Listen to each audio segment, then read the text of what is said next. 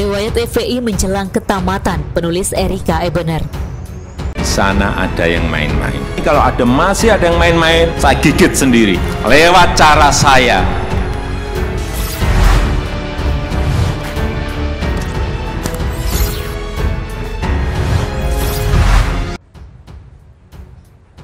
Rizik Syihab akhirnya menyerahkan diri pada polisi. Dengan didampingi tim pengacaranya, Rizik Syihab muncul di kantor Polda Metro Jaya sekitar jam 9 pagi. Banyak orang bersuara gembira seolah-olah penyerahan diri Rizik Syihab sebuah kemenangan. Tapi yang namanya proses hukum, penahanan Rizik Syihab ini baru tahap kedua dari 5 tahap yang harus dilakukan untuk mengirim Rizik Syihab mendekam di penjara. Melihat sosok Rizik Syihab yang cukup fenomenal, kemungkinan kasus pidananya diintervensi atau diutak-atik pihak tertentu sangat kecil.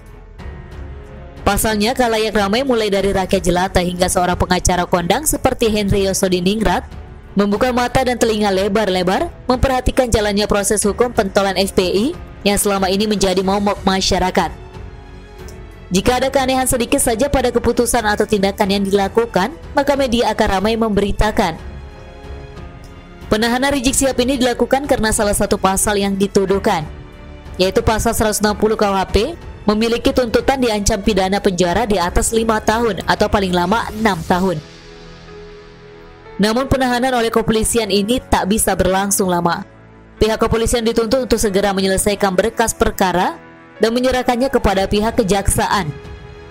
Setelah berkas perkara dinyatakan P21, maka pihak kepolisian melakukan pemberkasan tahap 2 sekaligus dengan pelimpahan tahanan. Ini adalah tahapan ketiga. Pada tahap pemberkasan ini, pihak bohir Rizik Syihab bisa saja melobi pihak kejaksaan untuk mempersulit kepolisian agar berkas kasus pidana Rizik Syihab tak dinyatakan sempurna atau istilahnya di P19-kan. Sehingga kepolisian harus melengkapi berkasnya sesuai dengan petunjuk kejaksaan.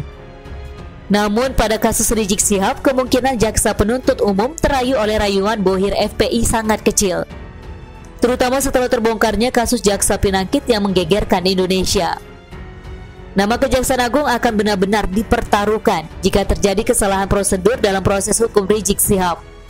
Kalau pada kasus-kasus pidana rakyat jelata melawan orang-orang berduit, tahap kedua dan ketiga ini sangat rentan.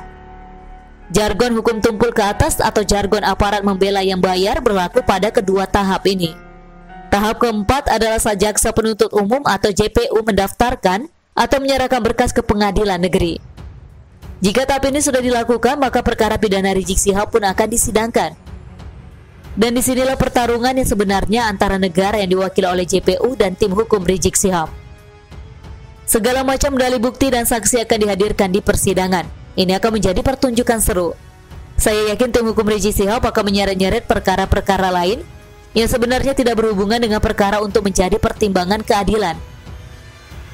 Misalnya saja mereka akan menyeret kasus pelanggaran protokol kesehatan yang dilakukan para calon pemimpin daerah selama melakukan kampanye pilkada kemarin. Walaupun sedianya tim kuasa hukum Rizik Syihab ini tahu persis bahwa setiap perkara atau kasus hukum itu berdiri sendiri-sendiri, kecuali yang diyurisprudensikan. Jika pihak JPU tidak benar-benar bertarung pada tahap pembuktian di pengadilan, bisa jadi putusan hakim tidak sesuai dengan harapan rakyat Indonesia.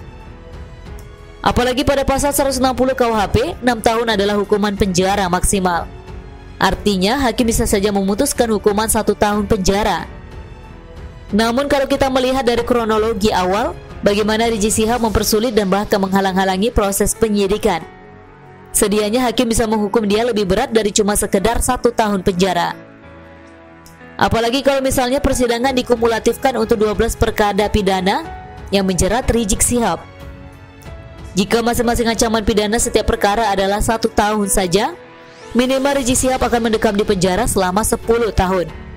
Tapi saya pikir prosesnya tidak demikian. Perkara-perkara pidana Rizik Syihab yang lain rata-rata masih dalam tahap penyelidikan dan penyidikan. Tahap terakhir atau tahap kelima adalah saat hakim membuat keputusan atas perkara Rizik Syihab.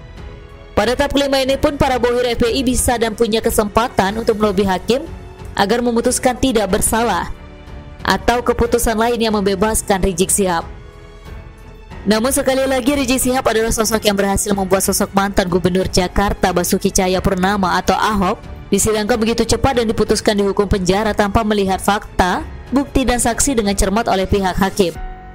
Keputusan hakim atas Ahok sampai hari ini dipandang sebagai presiden terburuk bagi dunia hukum Indonesia. Dan hal ini bisa menjadi jaminan bahwa proses persidangan Rizik Syihab, terutama putusan hakim, akan dilakukan secara profesional, proporsional, dan politis.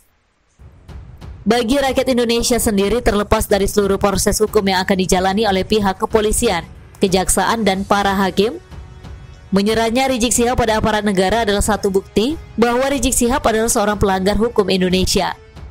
Bukti bahwa Rizik Syihab bukan seorang suci yang pernah melakukan kesalahan dan kebal hukum. Pengikut FPI tak bisa lagi bersikap semena-mena atas hukum Indonesia. Apa yang kita tunggu berikutnya adalah gebrakan polisi untuk mulai menyisir semua nama-nama dari pihak FPI yang juga sudah melakukan pelanggaran, termasuk 4 anggota Laskar Khusus yang sekarang sedang dalam pelarian dan pengejaran. Kita semua berharap pekerjaan besar kepolisian Indonesia kali ini benar-benar bisa menertibkan seluruh pengikut FPI dan mengembalikan nalar mereka ke jalan yang benar. Jika itu berhasil dilakukan kepolisian, maka bisa dipastikan riwayat FPI akan tamat di Indonesia. Jika penyisiran ini gagal dilakukan dan FPI masih tetap dibiarkan berdiri walaupun tertatih-tatih, artinya Indonesia masih belum berhasil keluar dari kukungan Islam radikal. Sikat habis semuanya sekarang, wahai polisi Republik Indonesia, agar kebinekaan kembali hidup dan berkembang di bumi Nusantara. Perang psikologis alias psychological war sedang terjadi. Indonesia sedang mengalami masa pendewasaan. Pendewasaan secara pemahaman akan agama, nasionalisme, dan Pancasila. Selama ini kita mengetahui bahwa Indonesia sedang dirongrong oleh mereka yang sering menyerukan nama Tuhan. Setelah 6 orang ditembak diar sama polisi, sekarang terkait kerumunan 6 orang lagi ditangkap. Apakah ini ada hubungannya dengan Sea-War angka 6,6? Setelah pimpinan demo berjilid-jilid, Rizik jadi tersangka berjilid-jilid. Biasanya angka psikologis manusia adalah 666. Apakah ada 6 yang ketiga alias the third six? Selengkapnya. Nama Tuhan digunakan dengan semena-mena, sehingga dalil yang tidak ada dimanapun dipaksa-paksa untuk ada. Mereka berteriak-teriak jihad dan ketika mati menjadi syuhada. Tapi pada akhirnya setelah ditelisik, dipelajari dan ditelusuri lebih jauh lagi, semua itu hanyalah omong kosong. Justru yang ada bahwa literatur keagamaan yang mengatakan mereka yang mati melawan pemerintah 1 inci pun malah disebut sebagai bangkai jahil. Inilah yang menjadi kebenaran yang diserukan oleh berbagai pemuka agama yang memahami literatur, bukan sembarangan bicara. Kalau ada dalil demikian dan benar adanya, maka ke-6 orang yang mati di tangan polisi mati sebagai bangkai jahil. Begitukah yang dimaksud?